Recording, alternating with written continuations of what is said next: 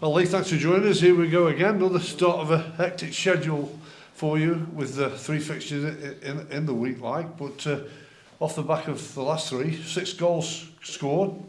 Good to see that 4 column going up. Yeah, really pleasing. That's obviously been our issue throughout the season, scoring goals. Really pleasing to get the 6 goals, 2 in each. And the stats back up that we're making more progress up the pitch with touches in the box, balls into the box.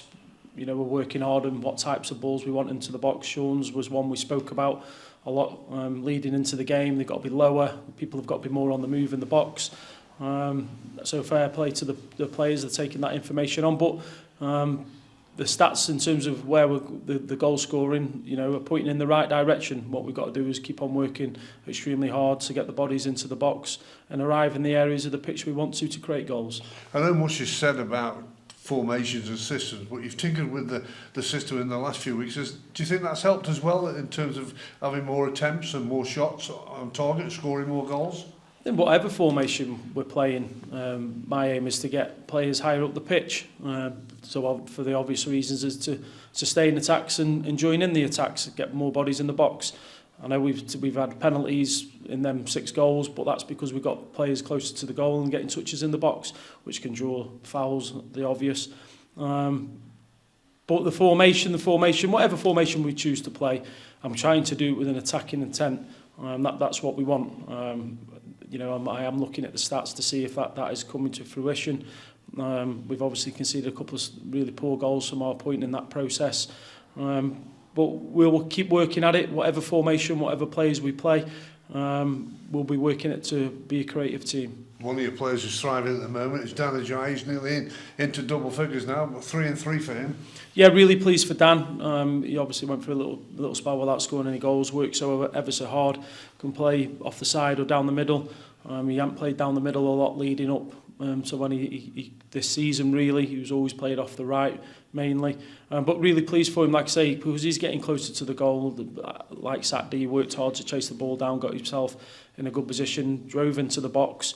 The opportunity come for him to be fouled, whereas I think a few weeks ago he might have just come with the outside of his foot on his left foot and gone backwards and started the move off again.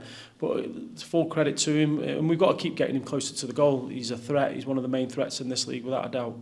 You made a point after the game on Saturday saying you judged it and you felt good. You felt good from the touchline, even though you're striving hard to get back in the game. You made it out at the end. One of your better performances. What really made you think that?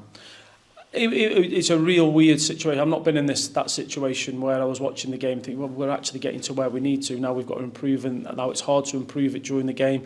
I thought the players that entered the pitch coming from the subs really made an impact for us, which really helps, which we're going to need each and every player. We were down to 18 players at the weekend. Charlie Finney is now back with us, but he came with us as the extra body. So we're going to need every player, and I've tried to explain that again to him this morning. You said also, as well, that you went through a lot of emotion on that touchline because of how close a large set of travelling supporters are. The majority of them are right behind you.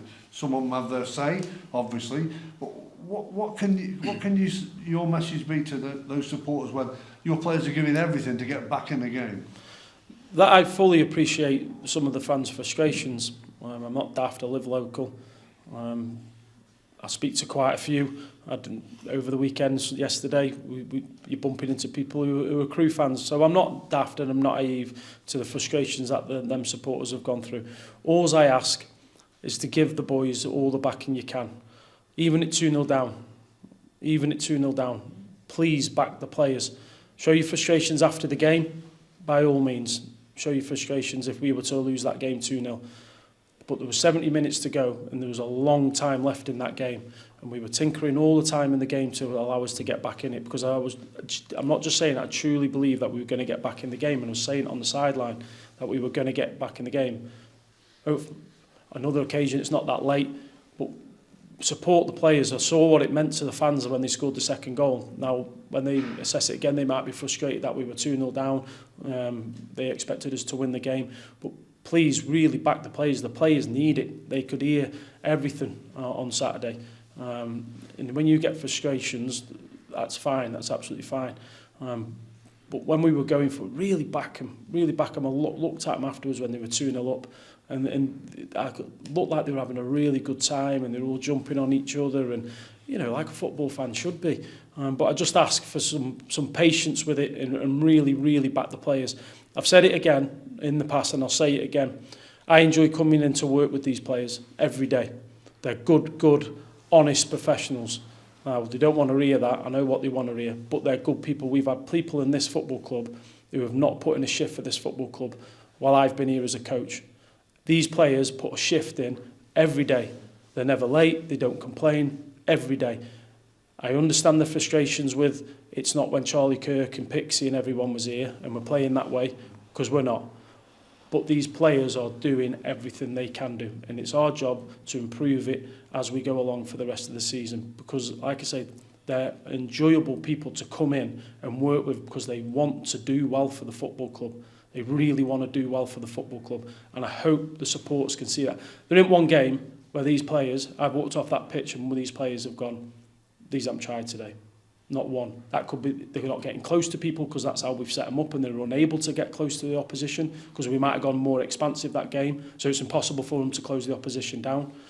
I've never walked off the pitch and these players have gone, they haven't tried today. They try every day in every game. Just wrapping it all up, because one player who came in for a bit more criticism was probably your goalkeeper, Dave Richards, that people are picking up on him. He's been a stalwart for this football club. He is exactly what you've just said, isn't he? And he deserves the backing. He does deserve the backing. People can have their opinions on, that's football, that's the beauty of football. I love opinion. I'd love to people come up with me and have opinions and me justify the opinions and listen to theirs. I love it. That's football. But please back the players. Please show the players encouragement, which will only help them. That breeds confidence. Again, I'm not stupid. When you're 2-0 down away at Harrogate, I can understand the frustrations. But from where I was standing, we were always going to get back in that game, even at half time. So I said I was calm with the players.